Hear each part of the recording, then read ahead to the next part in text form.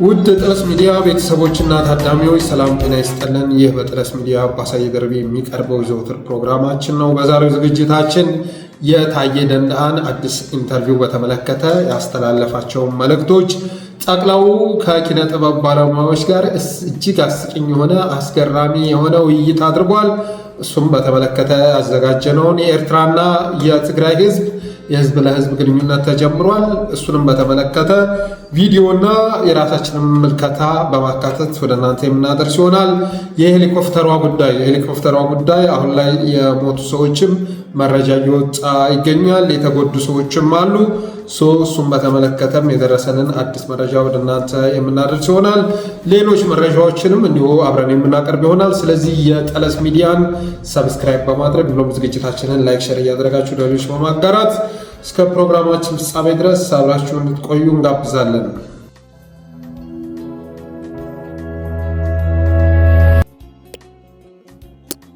ወደ ዋናው ርዕሰ ጉዳይ ከመግባቴ በፊት በመጀመሪያ የአብይ አህመድን ቅብዥር የሚያሳዩ ሁለት ቪዲዮዎች ልጋብዛችሁ ወደድኩ። አንዱን ቪዲዮ ትናንትና ከኪነ ጥበብ ባለሙያዎች ጋር ባደረገው ውይይት ላይ የተቀረጸ ነው እና በዚህ ቪዲዮ ላይ አብይ አህመድ ሲናገር የሚሰማው ነገር በአንድ ወቅት ከተናገረው ጋር ምን ያህል እንደሚለያይ የሚያሳይ ቪዲዮ ነው። እስኪ መጀመሪያ ሁለቱንም ቪዲዮዎች ተመልክተን እንመለስ። ኢትዮጵያ በ2100 በዓለም ሰባተኛዋ ኢኮኖሚ ትሆናለች። በዓለም በ2040 በ2050 ብዙዎቻችሁ ስላላችሁ ታዩታላችሁ። በነገራችን ላይ የ10 ዓመት ብቻ ሳይሆን የ30 ዓመት እቅድም አወጥተናል። በ2050 ኢትዮጵያ በዓለም ውስጥ ስመጥር ከሆኑ ሀገራት በዚህ ደረጃ ትመደባለች የሚልም እቅድ አወጥተናል። ሁለት ሀያላን ሀገራት ይኖራሉ፣ ከሁለቱ አንዷ ኢትዮጵያ ትሆናለች የሚል እቅድም ተወጥቷል።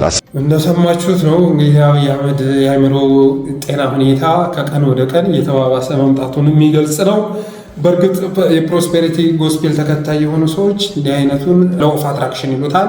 ስበት ነው፣ እየሳበ ነው። አብይ አህመድ አትራክት እያደረገው ነው እድገትን እና በእነሱ ዘንድ ስበት ተብሎ የሚገለጽ ነው። ለኢትዮጵያውያን ግን እብደት ነው። በአንድ ወቅት እንግዲህ እንደሰማችሁት በቪዲዮ በ2050 ኢትዮጵያ በዓለም ላይ ስመጥር ከሆኑ ሀገራት ትመደባለች። በዓለም ላይ ሁለት ሀያላን ሀገራት ይኖራሉ፣ ከሁለቱ አንዷ ኢትዮጵያ ትሆናለች በማለት ሲቀላምር ትሰሙታላችሁ። እና በአንድ ወቅት ካድሬዎቹ ሳቃቸው እስኪያመልጣቸው ድረስ አፋቸውን ሁሉ አፍነው ሳቃቸውን ሲቆጣጠሩ ይታያሉ ቪዲዮው ላይ። በ2050 ኢትዮጵያ በዓለም ላይ ስመጥር ከሆኑ ሀገራት ትመደባለች። በዓለም ላይ ሁለት ሀያላን ሀገራት ይኖራሉ፣ ከሁለት አንዷ ኢትዮጵያ ትሆናለች አላቸው። ትናንትና ደግሞ ምንም ማያስቡ ለጥቅም የተገዙ የኪነ ጥበብ ባለሙያዎችን ሰብስቦ ኢትዮጵያ በ2100 ከዓለም ሰባተኛዋ ባለግዙፍ ኢኮኖሚ ሀገር ትሆናለች ይላቸዋል። በዓለም ሰባተኛዋ ባለግዙፍ ኢኮኖሚ ሀገር ትሆናለች መቼ? በ2100 ስምንተኛ አትሆንም፣ ስድስተኛ አትሆንም፣ ሰባተኛ ለምን ተመረጠ? እንግዲህ ትናንትና አስጠንቁሎ ሰባተኛው ንጉስ ትሆናለህ ተብሎ እንደመጣ ሁሉ 7 ቁጥር ላይ ያስጠነቆለው ነገር ያለ ይመስላል እና ሰባተኛዋ ባለግዙፍ ኢኮኖሚ ሀገር ትሆናለች ብሏል ሰባተኛው ንጉስ። እና መቼም ይሄ ጉዳይ ህልም አይደለም፣ ህልሙን እያገራችሁ አይደለም፣ ቅብዥር ነው፣ ቅዠት ነው። ኢትዮጵያ አሁን ካለችበት ደረጃ በኢህአዴግ ጊዜ ከነበረችበት ደረጃ በብዙ ነገር እያሽቆለቆለች ባለችበት ሁኔታ በተረጂዎች ቁጥር ኢኮኖሚካሊ ሰላም መረጋጋትም እየራቀ ባለባት ሁኔታ የህዝቧ ደህንነት ስር እየሰደደ ባለበት ሁኔታ አብይ አህመድ ግን በ2100 በእርግጠኝነት የምነግራችሁ ነገር ኢትዮጵያ በዓለም ላይ ግዙፍ ኢኮኖሚ ካላቸው 7 ሀገሮች መካከል አንዷ ትሆናለች እያለ ሲቀባጥር ትሰሙታላችሁ። እና አርቲስቶቹን ይሄ በፍጥነት እየሄደ ያለ ባቡር ጥሏችሁ እንዳይሄድ ቶሎ ብላችሁ ተሳፈሩ። ይህንን በ2100 ኢትዮጵያ የምታስመዘግበውን የኢኮኖሚ እድገት መሰረት ከሚጥሉ መሪዎች መካከል ደግሞ አንዱ እኔ ነኝ፣ ዋነኛው እኔ ነኝ። ያንን እድገት ኢትዮጵያ ታመጣ ዘንዳ ባለግዙፍ ኢኮኖሚ ትሆን ዘንዳ መሰረቱን ከሚጥሉ ሰዎች መካከል እኔ ስለሆንኩኝ ድጋፋቸውን ስጡኝ፣ አግዙኝ እያለ ሲለማመጣቸውም ሲሰርባቸውም ነበረ።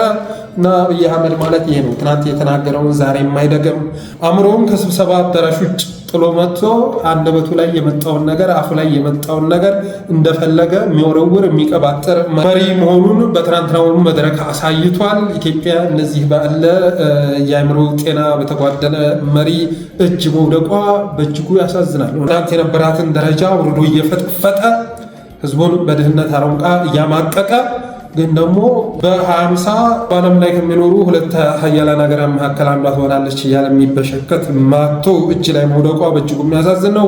ቅብዥሩ በዚህ ብቻ የተወሰነ አይደለም። በነገራችን ላይ በብዙ ነገሮች ስትመለከቱ አብይ አህመድ የሚናገራቸው ነገሮች ያው ስበት ስለሆነ አብዛኛው አትራክት እያደረገው ነው እሱ እና ቅብዥሮች ናቸው። አንድ ህልም ስታልም አንድ እቅድ ስታልም እኮ ያለህን ፖቴንሻል መሰረት አድርገን ለምሳሌ ከቱሪዝም የምታገኘውን ገቢ ስታቅድ በምትመራው ሀገር ውስጥ ሰላምና መረጋጋትን አስፍነህ መሰረተ ልማት ገንብተህ ካለ መሰረት ላይ ተነስተህ እቅድ ታቅዳለህ። አገሩ ግን እንኳን ለቱሪስት ቀርቶ ለነዋሪዎች ምቹ ባልሆነበት ሁኔታ በቀጣይ በ2030 ይህን ያህል ትሪሊየን ብር አስገባለሁ ብለህ ብትቀባጥር ትርጉም የለውም። እንደዚህ አይነት ነገርም ህልም ተብሎ ሊገለጽ የሚችል አይደለም፣ ቅብዥር ነው እና ትናንትም በተመሳሳይ መልኩ አርቲስቶችን ሰብስቦ ጠቅላይ ሚኒስትሩ ሲቀባዥር ነበር።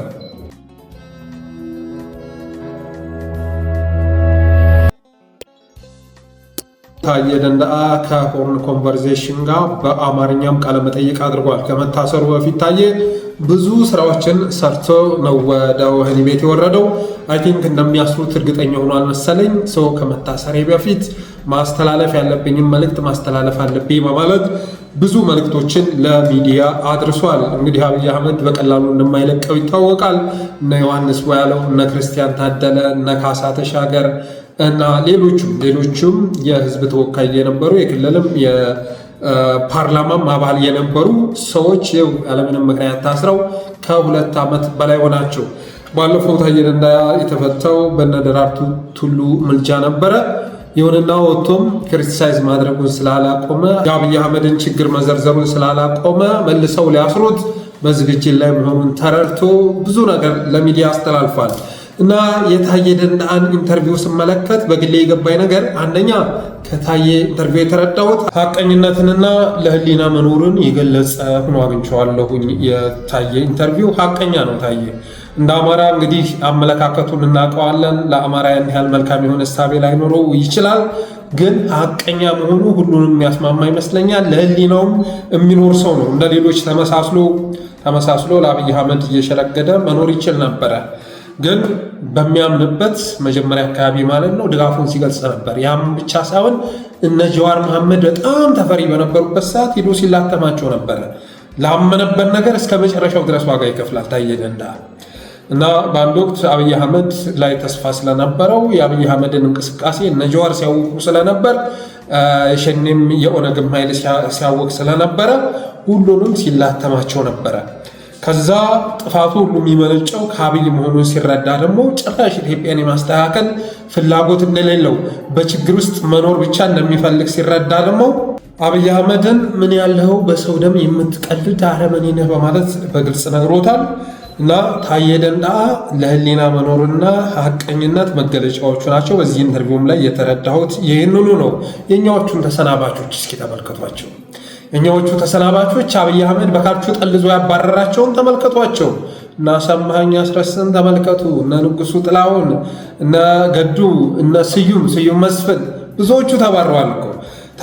በተወሰነ መልኩ ገዱ እንቅስቃሴ ከማድረግ ውጭ ሌሎቹ እንኳን የአብይ አህመድን ማንነት እንደዚህ በግልጽ በአደባባይ ሊያወሩ ቀርቶ እና ሰማኸኝ አስረስ አብይ አህመድ አውት ስማርት ማድረግ እንደሚችል ሲገልጹ ነበር። አብይ አህመድ በጣም ስማርት ሆኖ ሌሎችን አውት ስማርት እያደረገ ሲቀልድባቸው እንደነበር ከመናገር ባለፈ የአብይ አህመድን ገመና ወጥተው የተናገሩበት አግባብ የለም።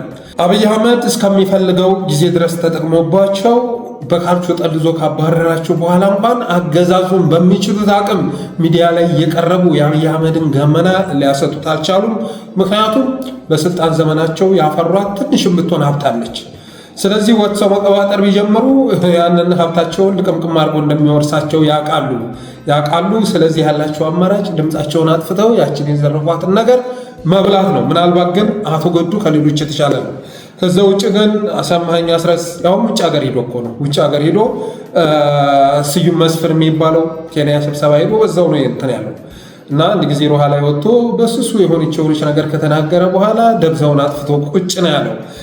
በተመሳሳይ መልኩ ንጉሱ ጥላሁን አብይ አህመድ ሲጫወትበት ነበረ። የጠቅላይ ሚኒስትር ጽህፈት ቤት ቃል አቀባይ አድርጎ በደምቢ ዶሎ ተማሪዎች ዙሪያ ብዙ ፋውል ሲያሰራው ከከረመ በኋላ አሁን ላይ ጥጋ ሲዞታል። ንጉሱም አርፎ ቁጭ ብሎ እንደማንኛውም ሰው እየኖረ ያለበት ሁኔታ ነው ያለውና ከነዚህ ሰዎች ጋር ስታወዳደሩ ታዬ ደንዳን አለማድነቅ አይቻልም። በሁለተኝነት የታየ ኢንተርቪው የአብይን ማንነት ይፋ ያወጣ ነው። የአብይን ማንነት አብዛኛው ሰው ያውቀዋል። በእርግጥ ግን ደግሞ አንዳንድ የሚታወቁ ነገሮች በከፍተኛ ባለስልጣን እውቅና ሲሰጣቸው መልካም ነውና የአብይን ማንነት በደንብ አድርጎ ገልጾታል። የሁለት ሀገራት ጠቅላይ ሚኒስትር መሆኑን አብይ አህመድ ነግሮናል። ታዬ ደንዳ በኢንተርቪው አብይ አህመድ የሁለት ሀገራት ጠቅላይ ሚኒስትር ነው። በአንድ በኩል አራት ኪሎ በሚጫወትበት ሰዓት ባዕዳኖችን፣ ደቡቦችን፣ ሶማሌዎችን ምናምን ሰብስበው ያኔ ለምሳሌ በትግራይ ጦርነት ሰዓት ማለት ነው። እነዚህ ሰዎች እኮ ገፍቶ መጡ፣ እንደገና ጦሩን በልተውት ወደፊት እየገፉ እየመጡ ነው። ስለዚህ የባካችሁ ሁሉ የኃይል አዋጡ፣ እነዚህ ሰዎች ሀገራችንን ሊያፈርሱ ነው ምናምን ብሎ ስብሰባ ይመራል። ዞር ይልና ደግሞ ኦህዴዶችን ሰብስቦ አውቄ ነው ጦሩን አስፈልቼ ህወሓቶች እንዲመጡ ያደረኳቸው እኮ ተሸንፌ አይደለም፣ በረምብ ሰሜኑ መጠፋፋት ስላለበት ነው። ፋኖም እየቀበጠ ስለሆነ መመታት አለበት ብዬ ስላሰብኩ ነው። አማራውም መውደም አለበት፣ ሁለቱ ህዝቦች አብረው እንዳይሰሩ እትብታቸው መበጠስ አለበት፣ ያስተሳሰራቸው ነገሮች በዚህ ጦርነት መበጣጠስ አለባቸው ብዬ በማመን የተነሳ ነው ብሎ መድረክ ይመራል። እና ይሄ ነገር የሚያሳየው አብይ አህመድ ሁለት ሀገር እንደሚያስተዳድር ነው። በአንድ በኩል የሚያፈርሳት ሀገር አለች፣ ከአቅሙ በላይ የሆነ በማስመሰል በመቀለድ የሚያፈርሳት ሀገር አለች። በሌላ በኩል ደግሞ ሲሪየስ በሆነ መልኩ የሚገነባት በአንድ ጊዜ ስንትና ስንት ፕሮጀክቶች የምታስመርቅ 200 ቢሊዮን ብር ፈሰስ አድርጋ በአንድ ዓመት ውስጥ በሺ የሚቆጠር ፕሮጀክቶች የሰራው የምትል ደግሞ ሀገር አለችው። ኦሮሚያን እኔ ፎርዛት ማተር በጣም እየጠቀመ ነው የሚል አመለካከት የለኝም። ይሁንና ከሌሎች ጋር ሲወዳደር፣ ከአፋሩ ጋር ሲወዳደር፣ ከአማራው ጋር፣ ከትግራው ጋር፣ ከምኑ ጋር ስናወዳደረው በተሻለ መልኩ ኦሮሚያ ላይ ስራ እየሰራ ነው ማለት ይቻላል። እና አብይ አህመድ ሁለት ሀገር ነው የሚያስተዳድረው። በአንድ ርዕስ ላይ ሁለት መድረክ ነው የሚመራው። ለምሳሌ ያህል ሀገራዊ ምክክርን ብንመለከት እነ ፕሮፌሰር መስፍን አርያን እየቀለለባቸው መሆኑን መረዳት ትችላላችሁ። ባዕዳኖችን ሌሎችን ሲሰበስብ በቃ ህገ መንግስት ማሻሻያ ህገ መንግስቱን አሻሽለን እንደዚህ አድርገን እችን ሀገር ማሻገር አለብን ይላቸዋል። ከዛ ደግሞ ኦህዴዶችን ይሰበስብና ሀገራዊ ምክክሩን እኮ ልጠቀም ያሰብኩት ከጠቅላይ ሚኒስተር ወደ ፕሬዚደንሻል ሲስተም ቀይሬ የተወሰነ ስልጣኔን በማደላደል ኢትዮጵያን በደንብ በማፍረስና ሀገር ኦሮሚያን መቀለስ ስለሚያስፈልግ ነው እና ለዛ ነው የምጠቀመው እንጂ ህገ መንግስት ለማሻሻል ምናምን የሚለው ቀልድ ነው ብሎ ይነግራቸዋል ማለት ነው። እና አብይ አህመድ በአንድ ርዕስ ላይ ሁለት መድረክ ነው የሚያዘጋጀው። በአንድ ሀገር ውስጥም ሁለት ሀገር ነው እየመራ ያለው። በአንድ በኩል የሚያፈርሳት ሀገር አለች፣ በሌላ በኩል ደግሞ የሚቀልሳት ሀገር አለች። እና የታየ ደንዳም ኢንተርቪው ይሄንን ነገር ግልጽ ያደረገ ነው። ሌላ የታየ ደንዳ ኢንተርቪው አብይ አህመድ ቁማርተኛ ብቻ ሳይሆን ዘረኛ አረመኔ መንግስት መሆኑን የገለጸ ነው። አብይ አህመድ ቁማርተኛ ብቻ ሳይሆን ዘረኛ እጅግ አረመኔ የሆነ መሪ መሆኑን የገለጸ ነው። በጣም ነፍሰ ገዳይ። እንግዲህ አሁን የሰሜኑ ጦርነት አስቡት። አማራ ምን አድርጎታል? አብይን ምን አድርጎታል? አማራው በወቅቱ ድጋፉን ሲገልጽለን ነበር። እሱ የሚናገረውን ቋንቋ ካለመናገሩ ውጭ፣ እሱ የሚከተለውን የፕሮስፐሪቲ ጎስፔል የማይቀበል ከመሆኑ ውጭ ድጋፉን ሲቸለው ነበረ። ግን ዘረኛ በመሆኑ የተነሳ ያንን ምስኪን ታማኝ ማህበረሰብ፣ ጀግና ማህበረሰብ ለማስወደብ እንደዚህ አይነት ኮንስፓይሬሲ ሲጠነስስ ነበር። እንደዚህ አይነት የክፋት ሴራ ተግባራዊ ሲያደርግ ነበረ። እንደገና ትግራይ እናወደም ሁሉ አማራ መውደም አለብኝ ብሎ ጦርነቱን ገትቶ እልፍ አላፍ በጀት ሲያፈስ ነበር፣ በጥይት መልክ ሲያርከፈክፍ ነበረ።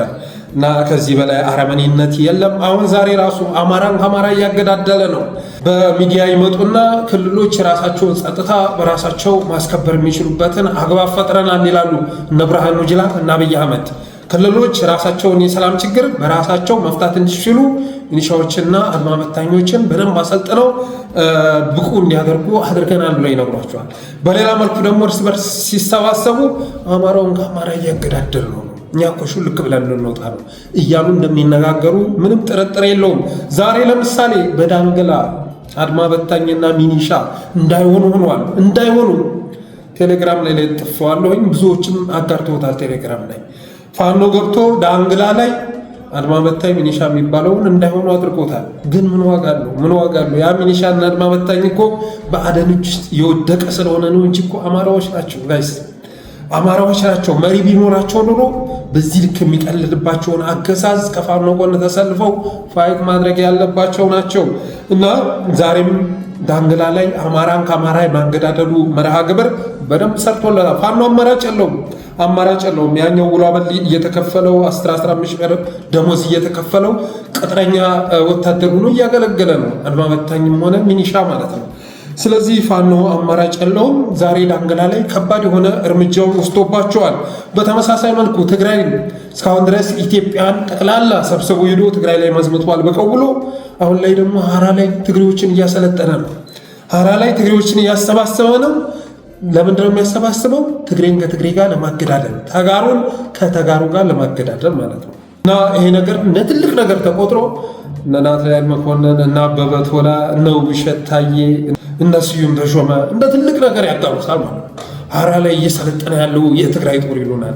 ዓላማው ምንድነው? ትግራይን ከትግራይ ጋር ማገዳደል ነው ዓላማው። ልክ አማራን ከአማራ ማገዳደል እንደቻሉት ሁሉ አሁን ደግሞ እስካሁን ድረስ ኢትዮጵያውያን አዝምተው ነበር። አሁን ትግሬን አዝምተው እንደገና ትግራይን ለማውደም ሰፊ ስራ እየሰሩ ነው። አብይ አህመድ ሁሌ የሚታደገው ኃይል አያጣም። አሁን ላይ ደግሞ ትግራይ እንደነ ጌታቸው ረዳ እንደነ ጻድቃን ያሉ ዋናዎችን ማግኘት ችሏል። እና እንዳጠቃላይ የታየ ደንደዓ ኢንተርቪው አብይ ቁማርተኛ ብቻ ሳይሆን እልም ያለ ዘረኛ አረመኔ መሪ መሆኑን የገለጸ ነው። ሌላ አብይ ቀውስ መሆኑንም ጭምር አመላክተው ታየ ደንደዓ ባደረገው ኢንተርቪው እሱ ዱርዬ እያለ ነው የሚገልጸው፣ ግን አብይ አህመድ ቀውስ መሆኑን ጭምር አመላክቷል። ለምን አብይ አህመድ ሲያደርጋቸው የነበሩ ነገሮች ተብለው በታየ ደንደዓ አንደበት የተገለጹ ነገሮች በሙሉ ኢትዮጵያን አስተዳድራለሁ 7ኛ ንጉስ ነኝ ከሚል አካል የሚጠበቁ ሳይሆን ቀውስ ከሆነ መሪ የሚጠበቁ ናቸው። ቀውስ ከሆነ የራሱን ሀገር የሚያደማ ማልማቱ ይቅር ሆን ብሎ የሚያደማ ህዝብን ከህዝብ እያገዳደለ የስልጣን ዘመኑን ለማደላደል የሚሞክር ቀውስ፣ አማራ በጥይት እየታመሰ ትግራይ በጥይት እየታመሰ ኦሮሚያ በሰላም ውስጥ ተንፈላሳ ትኖራለች ብሎ የሚያስብ ሰው ቀውስ እንጂ ሌላ ተብሎ ሊገለጽ የሚችል አይደለም። እንደዚህ አይነት አስተሳሰብ ለማራመድ ቀውስ መሆን ይጠይቃል። ምክንያቱም ዛሬ ላይ እኮ ኬንያ የሚፈጠር ጉዳይ፣ በጎረቤት ሀገራት የሚፈጠር፣ ሶማሊያ የሚፈጠር፣ ጅቡቲ የሚፈጠር ጉዳይ ተጽዕኖ ኢትዮጵያ ውስጥ ይታያል። አማራ ክልል ላይ የሚፈጠር ጉዳይ ለጊዜው አማራን ሊያወድም ይችላል፣ ለጊዜው ትግራይን ሊያወድም ይችላል። ቀስ በቀስ ግን ወደ ኦሮሚያ መምጣቱ አይቀርም። ኦሮሚያም ላይ ኦልሬዲ ወለጋ ላይ ያለውን ነገር የምታውቁት ነው። ኦነግ ሸኔው እንደምታውቁት ቤተክርስቲያን ቅጥር ግቢ ውስጥ ገብቶ ይሄ እንጦጦ ተብሎ ነው የደረሰ መረጃው። ስላላጠራው ግን እንጦጦ ይሆን አይሆን መራቀጥ አልቻልኩም። እንጦጦ ድረስ መጥቶ ፎቶ ተነስቶ ተመልሷል። መከላከያ ወቅቶ ተመልሷል። ኦነግ ሳይሆን ሸኔ ነው፣ የሸኔ ጦር ነው። የሸኔ ጦር ማለት ያው የነ ሽመልስ አብዲሳ የነ አብይ አህመድ ጦር ነው፣ የጃልመሮ ጦር አይደለም። የጃልመሮ ቢሆንማ እስካሁን ረሚም ያደርጉት ነበር። ይሄኛው ግን እነሱ ማኔጅ የሚያደርጉት ህዝብን ለማውደም የሚጠቀሙበት፣ ሲፈልጉ ልዩ ኃይል፣ ሲፈልጉ መከላከያ፣ ሲፈልጉ አባ ቶርቤ፣ ሲፈልጉ ጋቸና ሲርትና፣ ሲፈልጉ ሄርጳ የሚያደርጉት ጦር ነው እና አብይ አህመድ የሚሰራቸውን ነገሮች በታየ ደንደዓ አንደበት ሲገለጹ ሰውየው ቀውስ መሆኑን የሚያመላክት ነው።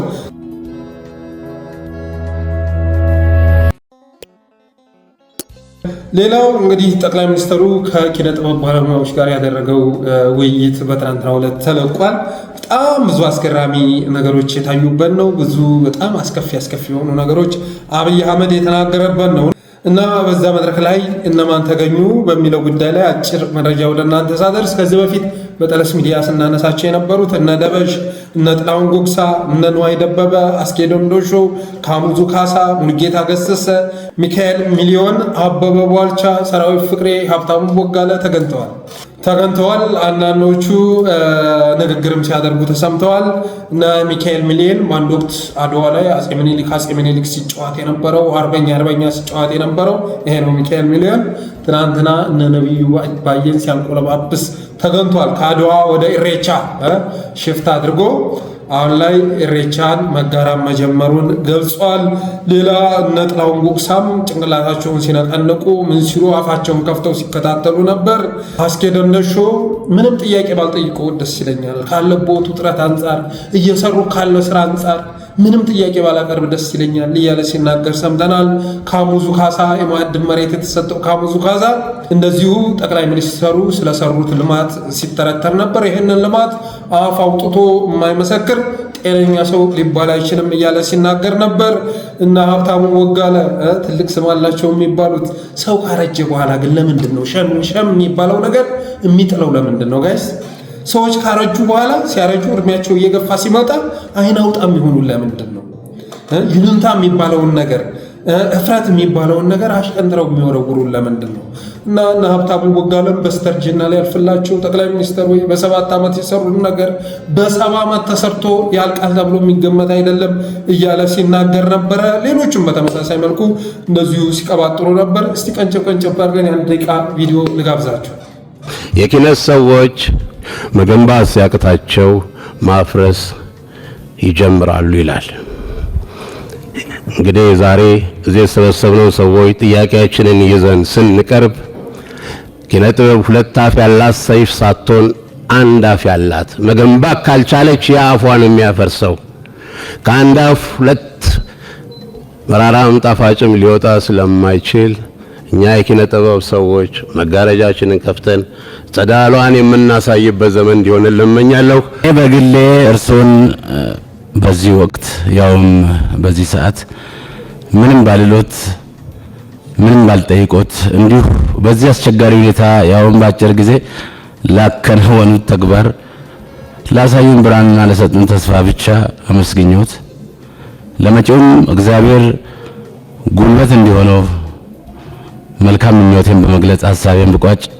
ክቡር ጠቅላይ ሚኒስትራችን አበባ ተውባ በልጽጋ ባየናት ስንል የምንመኛትን ኢትዮጵያን በዘርፈ ብዙ ልማት መስኮች ስላሳዩን ለተሰሩ ስራዎች እጅግ አግራሞትና አድናቆት አለኝ። ይህን ለመናገር ምንም ሌላ ነገር ሳያስፈልግ ጤናማ መሆን ብቻ በቂ ነው። እናም ሁሌም ከጎንዎት ነን። እርሶ በጣም ብዙ ስራ ሰርተዋል። በ7 ዓመት ውስጥ ከ70 ዓመት በላይ የሚበልጥ የልማት ስራ ተሰርቷል። ያው እንደሰማችሁን ነው እንግዲህ በእነዚህ ሰዎች ዙሪያ ብዙ አስተያየት ስለሰጠን ተጨማሪ አስተያየት መስጠት ተገቢ አይደለም። ንግግራቸው የሚብራራ አይደለም። በአጠቃላይ ግን የትናንቱ መድረክ ምንም አይነት ጥያቄ ያልቀረበበት ጠቅላይ ሚኒስትሩ እየተወደሰበት ነው ማለት ይቻላል። ያም ሆኖ ግን ጠቅላይ ሚኒስትሩ እርካታ አልተሰማውም። ቻሌንጅ የሚያደርግ ጥያቄ ባይቀርብለትም ተቃውሟቸውን ቁጣቸውን የገለጹ ባይኖሩም ምስጋናቸውን ከመግለጽ ባለፈ እንደዛም ሆኖ ግን ጠቅላይ ሚኒስትሩ ሲዘልፋቸው ነበረ፣ ሲያንቋሽሻቸው ነበረ። እስኪ የጠቅላውን ንግግር ደግሞ ሰምተን እንመለስ። የሃይማኖት ጉዳይ ሲነሳ፣ የብሔር ጉዳይ ሲነሳ ነገር የሚያጫጩሁ እንዳሉ እናውቃለን። ስለማናውቅ አይደለም። አርት ብሶት ብቻ ሳይሆን ቁጭት የሆነ ነገር ነበረ። ግን ብሶቱን ብናወራ አርት አይሆንም። አሁን የሚያስፈልገን ቁጭት ነው። የኢትዮጵያ ፖለቲካ በጣም ሴንሲቲቭ ነው። እሱን ተውት። ማህበራዊ ጉዳይ ግን እንኳን እና ፖለቲካው ሴንሲቲቭን ትተን ማህበራዊ ጉዳዮች ላይ ለምሳሌ ጥላሁን ስለቀጠሮ አስደማሚ ነገር ተናግሯል። በዚያ መንገድ ማህበራዊ ጉዳይ ላይ ያተኮረን ነገር ማድረግ ብትችሉ የናሬሽን ግንባታው የምታስቡትም ነገር የመምጣት እድሉ ሰፊ ነው። እናንተ በኩል አርት ማለት አነጋጋሪ መሆን፣ አወዛጋቢ መሆን ማለት አይደለም። በሆነ አጀንዳ ላይ የወጣችሁ አነጋጋሪ በመሆን ፌመስ በመሆን አርቲስት የሚለውን ካባ እየጣላችሁ ከሆነ አብሮ አይሄድም።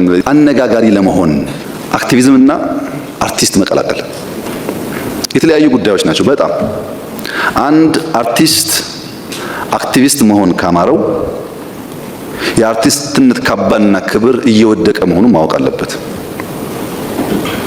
አርቲስትና አክቲቪስት ልክ እንደ ድመትና እንደ አንበሳ ናቸው። ምርጥ አርቲስቶች ሳይቸግራቸው ይነካኩና መመለስ ያቅታቸዋል። ይህ ቆጥራችሁ አንድ እዛ የተነካካ አርቲስት ያ የምታደንቁት የምትወዱት ሰው የለም። አሁን ያው እንደሰማችሁት ነው። አብይ አህመድ ፖለቲካ ውስጥ ገብታችሁ እንደምታለቀልቁ እናውቃለን።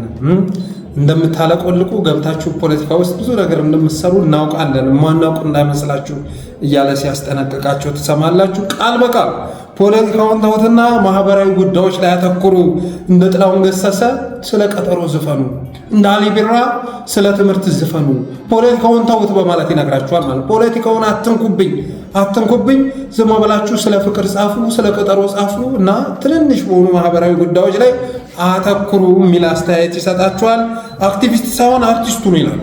አክቲቪስት ሳይሆን አርቲስቱ ነው። አርቲስት አንበሳ ነው፣ አክቲቪስት ድመት ነው። አይጥ የሚያድን ነው፣ ትንንሽ ነገሮችን የሚያድን ነው። አንበሳ ግን ትልልቅ ጉዳዮችን ነው የሚያድነው። ስለዚህ እናንተ አክቲቪስት ሳትሆኑ አርቲስቱ ነው። አክቲቪስት ውስጥ ከገባችሁ ግን አርቲስትነት ማዕረጋችሁን ትገፈፋላችሁ። ትናንትም ብዙዎች ወደ አክቲቪዝም ገብተው ሲረግፉ ሲጠወልጉ አይተናል በማለት ሲናገር ትሰሙታላችሁ። በእውነቱ የህዝብ ጉዳይ ያገባናል ብለው ግን ለህዝብ ሲጮሁ የተሰሙ አርቲስቶች ሲመሰገኑ ሲወደሱ ነው ያየነው እንጂ ሲጠወልጉ አላየንም። ሲዳማ ላይ እነ ዮሐንስ በቀለም ማንሳት ይቻላል፣ ለህዝባቸው ድምፅ የሆኑ አዲስ አበባ ላይ አርቲስት አዜብ ወርቁ ልማት የሰውን ልጅ ሲያፈርሳየው ብላ የጻፈችው ጽሁፍ በጣም እንደዛ ጽሁፍ ቫይራል የሆነ አለ ማለት አይቻልም። ቴዲ አፍሮ ከቀን ወደ ቀን እየቀነሰ ቢመጣ በ97 ከዘፈነው ጃዝ ተሰሪያል ከሚለው አልበም ባለፈ አብይ አህመድን ሳር ያለመለማል በሰዎች ሬሳ ብሎ ልክ ልኩን ስለነገረው ኢትዮጵያ ህዝብ እንዲህ ሲወድሰው እንደነበር የሚዘነጋ አይደለም። አብይ አህመድ ግን እሱ የጠላቸው አርቲስቶች፣ እሱ ላይ ትችት ያቀረቡ አርቲስቶች ህዝብ እንደጠላቸው ያስባል እና ይህንን ነገር ስታስቡ ይህን ሰውዬ ጤነኛ ብሎ መናገር የሚቻል አይደለም። እና ሐዲስ ዓለማየሁን ምሳሌ አድርጎ ያነሳል ማለት ነው። ፍቅር እስከ መቃብርን ሰበር ዜና እያሉ ቢያወጡት ኖሮ በወቅቱም ተወዳጅ አይሆንም፣ አሁንም ቢሆን ተወዳጅ አይሆንም በማለት እባካችሁ ብሶት ላይ አይደለም፣ ብሶትን ተውትና ቁጭት ላይ ስሩ። አርቲስት ብሶት አይቀሰቅስም፣ ቁጭት ነው የሚፈጥረው እያለ በሌለ መልኩ ሲጀነጅናቸው ታያላችሁ። ትልልቅ የዓለማችን አርቲስቶች የህዝብ ብሶት በመቆስቆስ ምናምን የሚታወቁ አይደለም። አክቲቪዝም ስራ የሚሰሩ አይደለም። ፖለቲካ ውስጥ ጣልቃ ሳይገቡ ኪነ ጥበቡን ማህበራዊውን ይዘው የቀጠሉ ናቸው እያለ ይነግራቸዋል። ግን እውነቱ እንደዛ አይደለም። እንደ ዓለም ተወዳጅነትን ተቀባይነትን ያገኙ ክላሲካል ቦክስ እየጻፉ ትልልቅ ጸሐፊዎችን ደራሲዎችን ብንመለከት የሀገራቸው ፖለቲካ ያገባናል ብለው በአንድ ወቅት የነበሩበትን የፖለቲካ ሂደት እንደጻፉት እንረዳለን። እነ ቻርልስ ዲከንስን መመልከት ይቻላል። እነ ፊዮዶር ዶስቶቭስኪን መመልከት ይቻላል። እነ ቪክቶር ሁጎን መመልከት ይቻላል። ወደ ግብፅ ራሱ ብንመጣ እነ ነጂብ ማህፉዝ፣ ወደ ናይጄሪያም ስንመጣ እነ ቺኑዋ አቼቤ፣ እነ ሊዮ ቶልስቶይ ክላሲካል የሚባሉ መጽሐፎችን አብዛኞቹ የምንመለከት በአንድ ወቅት ያለፉበትን ፖለቲካዊ ሂደት እንደጻፉት እንረዳለን። እነዚህ የዘረዘርኳቸው ደራሲዎች በአንድ ወቅት ያለፉበትን ሀገራቸው ያለፈችበትን ፖለቲካ ምስቅልቅል ጽፈው እስካሁን ድረስ ዘመን ተራማጅ የሆኑ ክላሲካል መጽሐፎችን ትተውልን አልፈዋል። ጆርጅ ኦርዌልን የሱን መጽሐፍ ብታነቡ 1984 ብታነቡ አብይ አህመድ እዛ ላይ ተገልጾ ታገኙታላችሁ። ቢግ ብራዘር የሚባለውን ወክሎ ታገኙታላችሁ። የሰላም ሚኒስተር ምናምን እያለ የሚያዋቅራቸው በሙሉ እዛ ላይ ተግባራዊ መደረጋቸውን ትረዳላችሁ። ጦርነት ሰላም ነው ወይም ደግሞ ዋር ኢዝ ፒስ የሚለውን አስተምሮ አብይ አህመድ ተግባራዊ እያደረገው መሆኑን ትረዳላችሁ። በነገራችን ላይ አብይ አህመድ ወደ ስልጣን በመምጣቱ መክሊታቸውን ከነጠቃቸው ሰዎች መካከል አንዱ ነኝ ቢሳካልኝ ቢሆንልኝ ኖሮ እንደነዚህ ሰዎች በጣም ዘመን ተራማጅ የሆነ የመጽሐፍ እቅድ ነበረኝ። 4 መጽሐፍቶችን የኪነ ጥበብ መጽሐፍት ነበሩና ትልቅ ደራሲ ሆኜ መታወቅ ነበር የምፈልገው። ሳላስበው ግን ሶሻል ሚዲያ ላይ ወግ በመጽሐፍ ትናንሽ ሾርት ስቶሪዎችን በመጽሐፍ የተጀመረ ሂደት ሳናስበው አብይ አህመድ የሚባል ጨፍጫፊ መጣና እንደዚህ አይነት ነገር መጽሐፍን ቅንጦት አደረገው። በጣም አሳፋሪ ነገር አደረገው። ማህበራዊ ጉዳዮችን መጽሐፍ በአሁኑ ሰዓት ላይ ያሳፍራል እኮ ሆነን ለመናገር። ፖለቲካው ሁሉን ነገር ተቆጣጥሮታል። ለምሳሌ ትራጀዲ የሆነ ነገር ብላችሁ ብትጽፉ አሁን ላይ የኢትዮጵያን ሕዝብ እንባ ሊያስወጣ የሚችል ነገር ልጽፏችሁም በገሃድ እያየው ስለሆነ እናንተ ከምትጽፉ በላይ ግዙፍ የሆኑ ግፎች እየተፈጸሙ ስለሆነ እና ራስ ወዳዱና አእምሮ የታወቀው ጠቅላይ ሚኒስተር ግን ፖለቲካውን እርግፍ አድርጋችሁ ተው፣ አያገባችሁም። ማህበራዊ ጉዳይ ላይ አተኩሩ። ስለ ቀጠሮ ጻፉ፣ ከበር ቀጠሮ እያላችሁ ጻፉ፣ ስለሱ ዝፈኑ እያለ ሲሰብካቸው ነበረ። ከዚህ ባለፈም ከላይ በመግቢያው እንዳልኩት ኢትዮጵያ በ2100 ከዓለም 7ኛዋ ባለ ግዙፍ ኢኮኖሚ ሀገር ትሆናለች እያለ ሲነግራቸው ነበር ከዓመታት በፊት። በ2050 ኢትዮጵያ በዓለም ላይ ስመጥር ከሆኑ ሀገራት ትመደባለች። በዓለም ላይ 2 ኃያላን ሀገራት ይኖራሉ። ከሁለቱ አንዷ ኢትዮጵያ ትሆናለች ማለቱን ረስቶ ሌላ ቅብዥሩን ሲያጋራቸው ነበረ።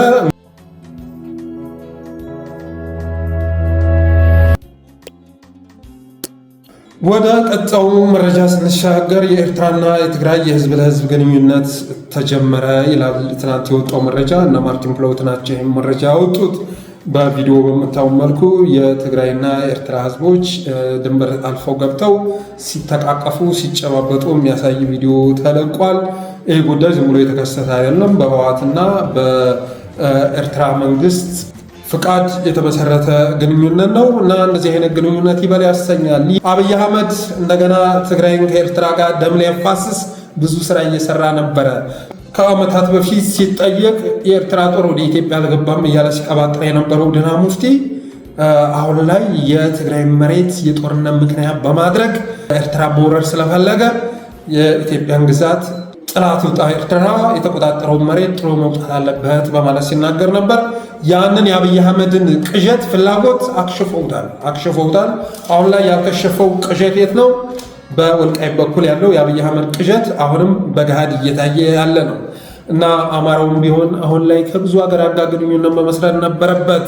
እልፍ አላፍ አማራ የሞተለትን የወልቃይት ማንነት የወልቃይት መሬት ለብዙ ዓላማ ይውላል የተባለውን ኮሪደር እነ እሸተ ደምለው እነ ኮሎኔል ደመቀ ዘውዱ የኦህዴድ የግንብ አጥር አድርገው አማራ ከየትኛውም ሀገር ጋር ግንኙነት እንዳይመሰርት አደረጉት እና እነዚህ ሰዎች እያደረሱት ያለው ጉዳት እኮ ቀላል አይደለም። የፈጸሙብን ክደት እኮ ቀላል አይደለም። እና እሸተ ደምለው እነ ኮሎኔል ደመቀ በዛ በኩል መርፌ ራሱ ፋኖ ማንቀሳቀስ በፍጹም አይችልም።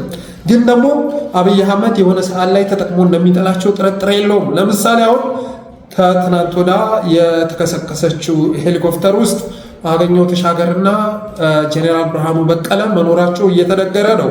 አገኘሁ ተሻገር እግሩ ላይ ጉዳት ማስተናገዱ፣ ብርሃኑ በቀለ ግን እስካሁን ድረስ ኮማ ውስጥ እንደሚገኝ ለጠለስ ሚዲያ የደረሰው መረጃ ያመለክታል። ሁለቱንም ስትመለከቱ ብርሃኑ በቀለ ጎንደር ላይ ረዥም ዓመት 2-3 ዓመት ቁጭ ብሎ እነ ኮሎኔል ደመቀ ጋር ሲነግድ እነሱ ጋር ሲቆምር የነበረ ሰው ነው። አገኘሁ ተሻገርም የአብይ አህመድ ተላላኪ ቢሆንም ይኸው ውልደትን መሰረት አድርገን ካወራን ጎንደር ነው። ከ3 ሳምንት በፊት ወይም ከወር በፊት ከተባረሩ 6 ብርጋዴር ጀነራሎች መካከል ብዙዎቹ የጎንደር ተወላጆች ናቸው እና አብይ አህመድ አሁንም የጎንደር ልጆችን ተጠቅሞ እየጣላቸው ነው። ኢቨን የተከሰከሰችው ሄሊኮፕተር እንትን ውስጥ የአብይ አህመድ እጅ ያለበት እየተባለ ነው። ሰውየው ጨካኝ ነው፣ የማያደርገው ነገር የለም።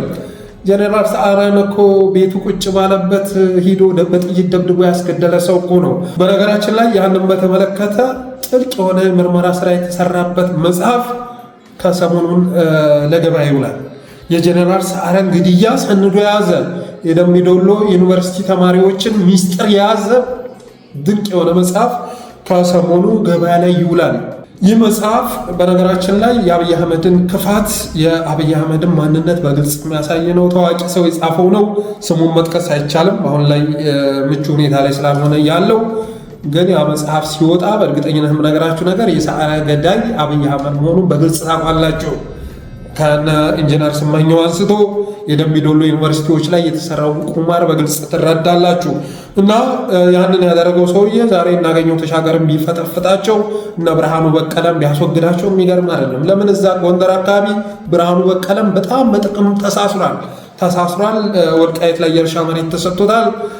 ስለዚህ እነ ኮሎኔል ደመቀንም በቀጣይ ተጠቅሞ እንደሚጠላቸው ጥርጥር የለውም። እንደውም አንዳንድ ስራዎች ሁሉ እየተሰሩ ነው። ኤንጂኦዎች እዛ ጋር ገብተው እርዳታ ብቻ ሳይሆን ፖለቲካ እየሰሩ መሆኑን የደረሰን መረጃ ያመለክታል። ትናንትናም የተለያዩ ሚዲያዎች ላይ ወጥቶ ይሄ ጉዳይ ሲያነጋግር ነበር። ያ እየተሰራ ያለው ደግሞ በአብይ አህመድ ይሁንታና ፍቃድ ነው እና የትግራይና የኤርትራ ኃይሎች ግንኙነት ሲመሰርቱ አማራው ግን ከሌሎች ጋር ግንኙነት እንዳይመሰርት እነ እሸተ ደምለው እነ ኮሎኔል ደመቀ እዛ ጋር ድንበሩን ዘግተው አንቀው ይዘውታል። ይሄ ግን መጨረሻ ላይ እነሱን ዋጋ እንደሚያስከፍላቸው ጥርጥር የለውም።